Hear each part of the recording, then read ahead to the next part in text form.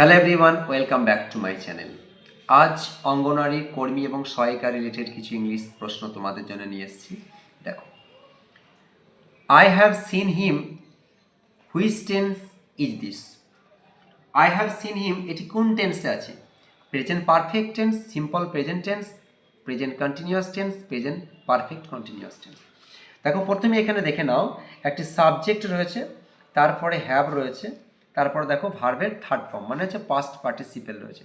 তাহলে এটা কোন টেন্সের গঠন? এটা হচ্ছে প্রেজেন্ট পারফেক্ট টেন্সে। তাহলে আমাদের কারেক্ট আনসার হবে প্রেজেন্ট পারফেক্ট টেন্স। পরেরটা দেখো, use the prefix to fill in the blank to make a correct word. সঠিক ওয়ার্ড তৈরি করার জন্য এই শূন্যস্থানে একটি প্রেফিক্স বসাতে হবে। এইবার দেখো, এখানে শূন্যস্থানে হ্যাপি দিয়েছে। ইন হবে, নন হবে, অন হবে না আন হবে?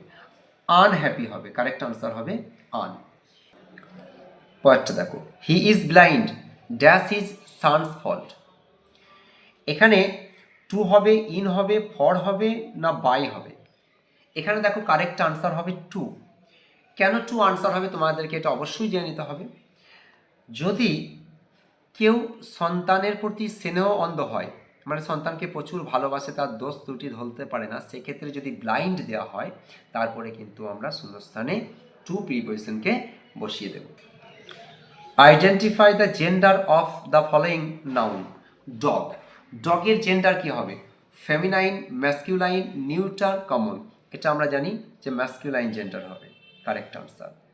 কারণ ডগের ফেমিনাইন জেন্ডার হচ্ছে bitch. It dash rain now. Option দেখো, রেন হবে, রেন্ট হবে না হ্যাড রেন্ট হবে না ইজ রেনিং হবে?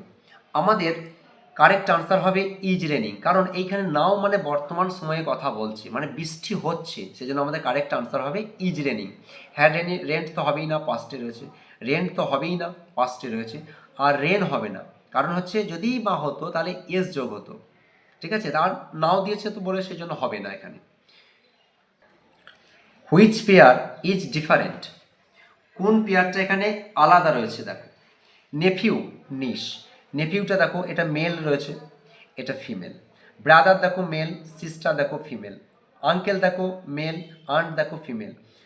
সন, এটা দেখো মেল, আবার বয়ও মেল। তাহলে এখানে কোন পেয়ারটা ডিফারেন্ট? এই সান আর বয়, ডিএরটা হচ্ছে ডিফারেন্ট রয়েছে। পরেরটা দেখো, I was requested not to leave him. This is an example of article. এটা তো আর্টিকেল নয়, এ অ্যান আর দি হচ্ছে আর্টিকেল, এটা আমরা জানি, তাহলে এটা নয়। এটা পার্টস অফ স্পিচ, না এটা পার্টস অফ স্পিচ নয়, কারণ হচ্ছে নাউন, প্রোনাউন, অ্যাডজেক্টিভ, অ্যাডভার্ব এগুলো সব পার্টস অফ স্পিচ, তাহলে এটা তো নয়, এটা একটা সেন্টেন্স, পার্টস অফ স্পিচ নয়। ডাইরেক্ট স্পিচ না ইনডাইরেক্ট স্পিচ? যেহেতু এখানে তাকে ইনভার্টেড কমার মধ্যে লেখা রয়েছে, তাহলে আমাদের এটা হচ্ছে direct speech.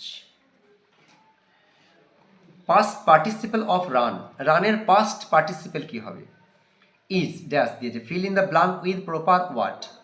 Run, ran, runs, running. Running তো হবে না, রানস হবে না, র্যান হবে না, এটা পাস্ট ফর্ম আছে, তাহলে কারেক্ট আনসার হবে রান। রান, র্যান, রান, অর্থাৎ এখানটা হবে run. Find the antonym of the word eager. Eager কথাটা হচ্ছে আগ্রহী, তার অ্যান্টোনিম কথার অর্থ হচ্ছে বিপরীত, মানে হচ্ছে অপোজিট। এর অপোজিট কি হবে? উইলিং মানে ইচ্ছুক, হবে না। ইন্টারেস্টেড আগ্রহী, হবে না। তাহলে এটা হবে রিলাক্টেন্ট, মানে হচ্ছে অনিচ্ছুক। এটা হবে correct answer. I went to the grocery store dash my dad, fill in the blank with proper word. Along হবে না, কারণ হচ্ছে মানে হচ্ছে বরাবর। বিসাইড মানে পাশে, বাই মানেও পাশে। তাহলে আমি গিয়েছিলাম গ্রোসারি স্টোরে, হবে না এই দুটো। তাহলে কি হবে? সাথে, ওয়ার্ড মানে সাথে বা সঙ্গে, মানে আমি ড্যাডের সঙ্গে গ্রোসারি স্টোরে গিয়েছিলাম। তাহলে এটা কি উত্তর হবে? উইথ হবে কারেক্ট আনসার। পয়েন্টটা দেখো, which is the antonym of the word good? Good মানে হচ্ছে ভালো, তাহলে ফাইন হবে, স্যাটিসফ্যাক্টরি হবে, ক্লিন হবে? এখানে কারেক্ট আনসার হবে ব্যাড। গুডের বিপরীত হচ্ছে bad. He dash running very fast, fill in the blank with proper word. এখানে আর হবে, আর হবে না, কারণ হি এর পরে আর হয় না। হি এর পরে যদি ইজ থাকলে হতো। হ্যাভ, হি এর পরে হ্যাভ হবে না, হ্যাজ হতো তাহলে এটা হবে না। যেহেতু very fast he had running হয় না, এটা ওয়াজ রানিং হতে পারতো, সেজন্য এটা হবে না, তাহলে he is running very fast. পরেরটা দেখো, which of the following is not properly matched, কোনটা প্রপারলি ম্যাচ করছে না। গুড মানে ভালো, ফন্ডনেস মানে খুব প্রিয়, হ্যাঁ এই জায়গাটা কিন্তু অনেকটা ম্যাচ করছে এর সঙ্গে। ডেথের সঙ্গে এক্সপাইরেশন হচ্ছে ম্যাচ করছে। ইট সঙ্গে কনজিউম ম্যাচ করছে, কিন্তু স্লিপ মানে হচ্ছে ঘুমানো, এক মানে জায়গা দুটো বিপরীত হয়ে যাচ্ছে, তাহলে এটা ম্যাচ করছে না, এটা নট প্রপারলি ম্যাচড। ভিডিওটা ভালো লাগলে লাইক, শেয়ার অ্যান্ড সাবস্ক্রাইব করবে।